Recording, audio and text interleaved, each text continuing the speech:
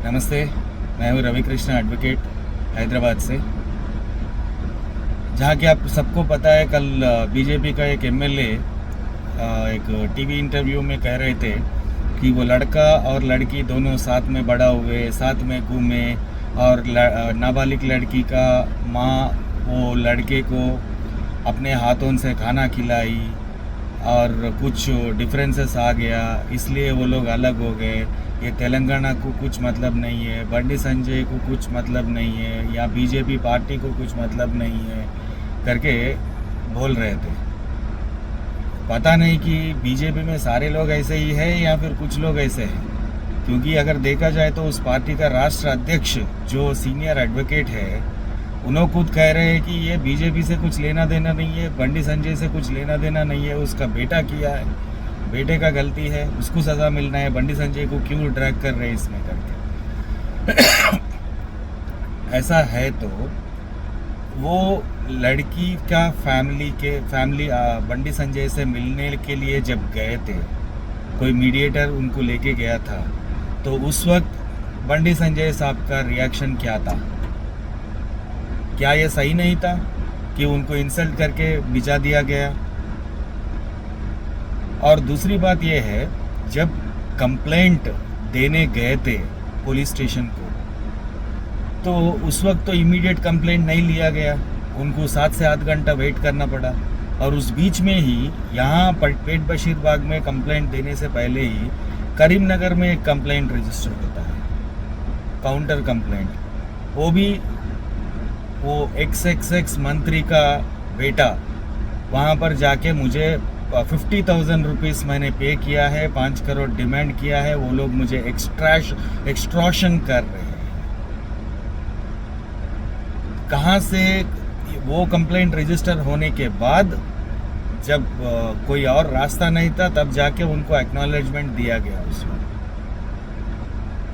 तो इसमें साफ जाहिर है उनका जो पावर है वो मिसयूज़ किया गया है यहाँ पर। और दूसरी बात ये है, FIR रजिस्टर होने के बाद भी 9 दिन तक वो XXX मंत्री का बेटा लापता है।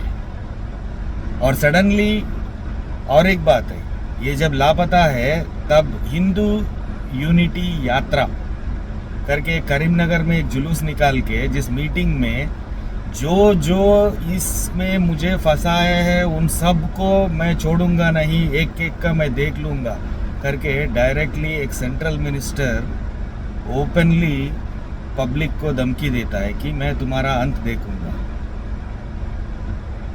और एक बात है, ये 9 दिन कहाँ है किसी को भी पता नहीं है, और लापता है करके कम से कम उसका पिता भी कहीं पर कंप्लेंट नहीं किया है।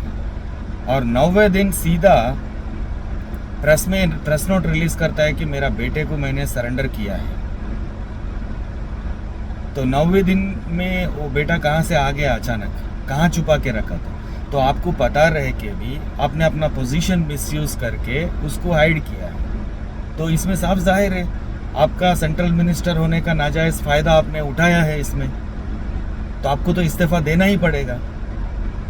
पॉइंट नंबर 1 ये है, लड़की का फैमिली आपसे मिली थी, आपका बेटे के साथ, आपका बेटा मेरे साथ ऐसा हरकत किया है, आपको पता था कि लड़की नाबालिग थी, फिर भी आपने उन लोगों को डरा के धमका के भिजा दिया। और एक एलिगेशन है कि निर्मल में आप उन लोगों के ऊपर केस फाइल करने के लिए प्रेशराइज किया था, वहाँ पर हुआ नहीं करके निर्मल पुलिस ने बाद में कंफर्म किया है केस कुछ फाइल नहीं हुआ है। पर ये जो FIR में लिखा है, ये इनका दूसरी जगह पे भी दूसरा फ्रेंड्स के साथ भी ऐसा एक्सटॉर्शन का धंधा है, ये है करके वो एलिगेशंस उसमें लिखा हुआ है। और परसों जब हियरिंग के वक्त हाई कोर्ट में क्लियरली वो नाबालिग बच्ची के तरफ जो एडवोकेट है उन्होंने क्लियरली बता दिए विद एविडेंस की वो जो 50,000 रुपीज़ उनका लड़की का अकाउंट में जब लड़का डाल रहा था तो वापस तुरंत उनको डाल दिया जा रहा था। तो ये इंटेंशनल है, इंटेंशनली एक एक्सटॉर्शन केस बुक करके इस चीज़ को, और जब मिनिस्टर का बेटा आता है तो तुरंत आप FIR कर देते हो। और ये लड़की की माँ 6-7 घंटे वेट करने के बाद आप एक एक्नॉलेजमेंट देते हो। उस बीच में करीमनगर में एफआईआर रजिस्टर हो जाता है इन फैमिली के ऊपर। 9 दिन छुपाना एक गलत बात है, वो भी अपना ऑफिशियल पोजीशन मिसयूज करके फैमिली को बदनाम करना दूसरा बात है।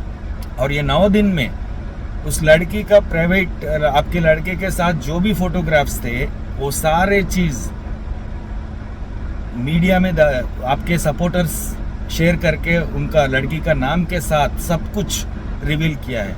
एक नाबालिग बच्ची के डिटेल्स को मीडिया में डाल सकते।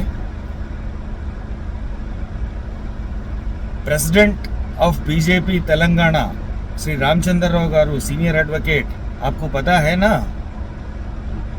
लॉ क्या है, क्या कहता है? इसमें बंडी संजय का रोल है या नहीं है, आप ही बताइए।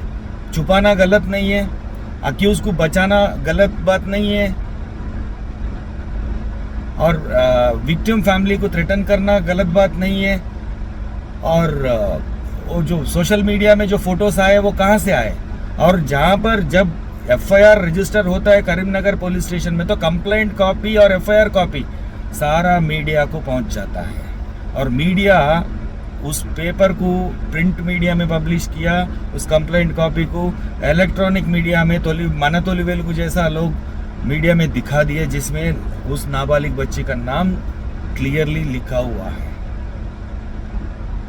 तो ये कैसे हुआ? अगर कोई एफआईआर रजिस्टर होता है, मीडिया को देते हैं क्या आप हर एफआईआर? और एक बात है, normal procedure SHO level, ACP level में जो काम होने का था, आप ये केस में स्पेशल इंटरेस्ट दिला के 36-48 आवर्स के बाद आप एसआईटी फॉर्म किए। ऐसा नौबत आया क्यों? हर मर्डर केस में, हर रेप केस में, हर पोक्सो केस में आप एसआईटी फॉर्म कर रहे हैं। टेरराइज किया गया है, और ऊपर से वो लड़के को छुपा के वो मिनिस्टर खुद धमकी देता है पब्लिकली कि मैं सब लोगों को देख लूंगा जो जो इसके कारण है। इससे ज्यादा सबूत क्या चाहिए? नरेंद्र मोदी जी, अमित शाह जी, जेपी नड्डा जी, आपका पार्टी अगर तेलंगाना में बचना है तो ऐसे लोगों को उखाड़ के फेंकिए, वरना तेलंगाना में आपको बड़ा सा जीरो मिलेगा। ये याद रखिए आप। पब्लिक देख रही है आपके लीडर्स की बातें, आपके लीडर्स की हरकत और मिसयूज ऑफ पावर। एक सेंट्रल होम मिनिस्टर एमओएस रह के, MOS for state home affairs रह के जो मिसयूज किया है, तो उसके लिए तो उसको रिजाइन करना ही पड़ेगा। हाँ, बेटे का गलती को बाप को सजा नहीं मिलना चाहिए, पर बाप का गलती को बाप को तो सजा मिलना चाहिए। दीजिए, हम वही डिमांड कर रहे हैं। Thank you.